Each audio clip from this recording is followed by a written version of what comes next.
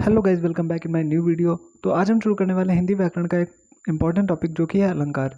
देखिए, एक गद्यांश आता है और एक पद्यांश आता है।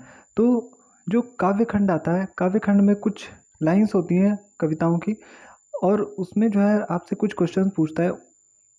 उन्हीं में कोई क्वेश्चन आपसे पूछ देगा कि निम्न पंक्तियों में कौन सा अलंकार है। तो इसके लिए अलंकार पढ़ना बहुत ही ज़रूरी है। अलंकार क्या होता है? देखिए, अलंकार दो शब्दों से मिलकर बना है, अलम प्लस कार। अलम का अर्थ होता है भूषण, सजावट, अर्थात जो अलंकृत करे। अलंकार का उपयोग काव्य की शोभा बढ़ाने के लिए किया जाता है। अब बात कर लेते हैं अलंकार के प्रकार। तो देखिए, अलंकार दो प्रकार के होते हैं, शब्दालंकार और अर्थालंकार। शब्दालंकार क्या होता है? जहाँ पर शब्दों के माध्यम से चमत्कार अथवा सौंदर्य उत्पन्न होता है, वहाँ पर शब्दालंकार होता है। प्रमुख शब्दालंकार कौन कौन से होते हैं? अनुप्रास अलंकार, यमक अलंकार, श्लेष अलंकार। अब इनकी हम डिफिनीशन पढ़ लेते हैं। अनुप्रास अलंकार किसे कहते हैं? जिस रचना में व्यंजनों की बार बार आवृत्ति होती है, अर्थात व्यंजनों की बार बार आवृत्ति के कारण जहाँ पर सौंदर्य या चमत्कार उत्पन्न हो, वहाँ पर अनुप्रास अलंकार होता है। जैसे यहाँ पे सुरभित सुंदर सुखद सुमन तुम पर खिलते हैं। यहाँ पे देखिए, सा जो है व्यंजन की आवृत्ति बार बार हुई है, तो वहाँ पे अनुप्रास अलंकार हो गया। अब हम बात कर लेते हैं यमक अलंकार की।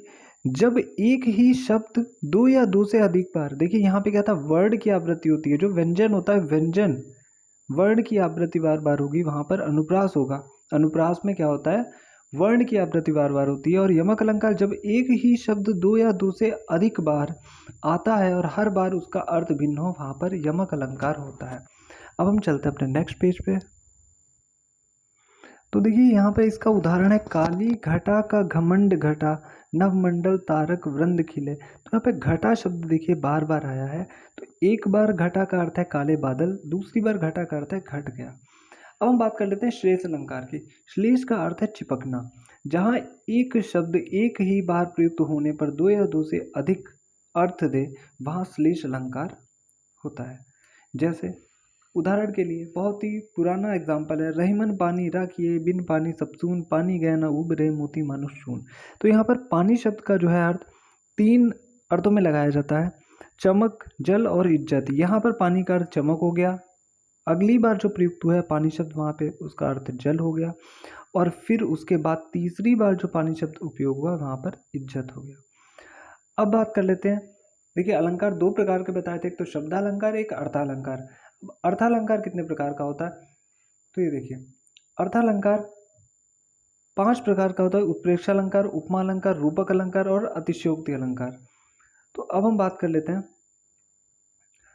पहले आपको पता होना चाहिए अर्थालंकार की डिफिनीशन क्या है। जहां अर्थ के माध्यम से सौंदर्य उत्पन्न होता है, देखिए वहां पे शब्द के माध्यम से, यहाँ पे अर्थ के माध्यम से, वहां पर अर्थालंकार होता है। उत्प्रेक्षा अलंकार, जहां उपमेय में उपमान की संभावना व्यक्त की जाए, वहां पर उत्प्रेक्षा अलंकार होता है। जनु जानो मन मानो मनहु ज्यों त्यों आदि शब्द आते हैं, ये इसका पहचानने का तरीका है। जनु जानो मन मानो आदि शब्द आ गए तो वहां पर उत्प्रेक्षा अलंकार होगा। सोहत ओढ़ पीत पटु श्याम सलोने गात, मनो नील मन शैल पर आतप पर्यो प्रभात।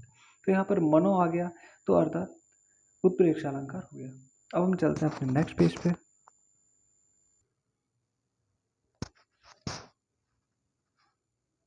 तो अब हम आ जाते हैं अपने नेक्स्ट पेज पे।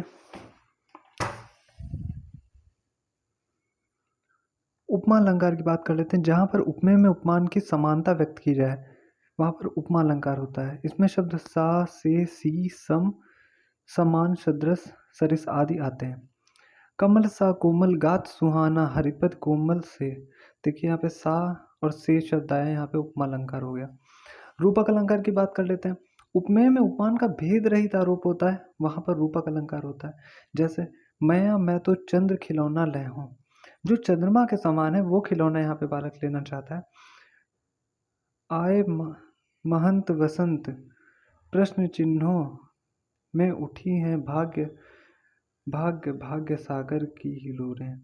तो यहाँ पे देखिए चंद खिलौना, अर्थात यहाँ पे उपमेय में उपमान का भेद रहित आरोप हो रहा है, तो यहाँ पे रूपक अलंकार हो गया। अतिशोक्ति अलंकार क्या होता है? जहां बात बहुत अधिक बढ़ा चढ़ाकर कही जाए, वहां पर अतिशोक्ति अलंकार होता है। जैसे कि देख लो साकेत नगरी है, यही स्वर्ग से मिलने को जा रही। तो देखिए यहाँ पे ऐसी बातें कही जाती हैं जो संभव ना हो। कभी किसी ने किसी नगरी को स्वर्ग तक जाते हुए देखा है? तो यहाँ पे बढ़ा चढ़ा के बात कही जा रही है, ये अतिशयोक्ति अलंकार हो गया। आई होप आपको थोड़ा बहुत समझ में आया होगा। अगर आपको समझ में आया तो हमारे वीडियो को लाइक कर दीजिएगा और चैनल को सब्सक्राइब कर दीजिएगा। Thank you.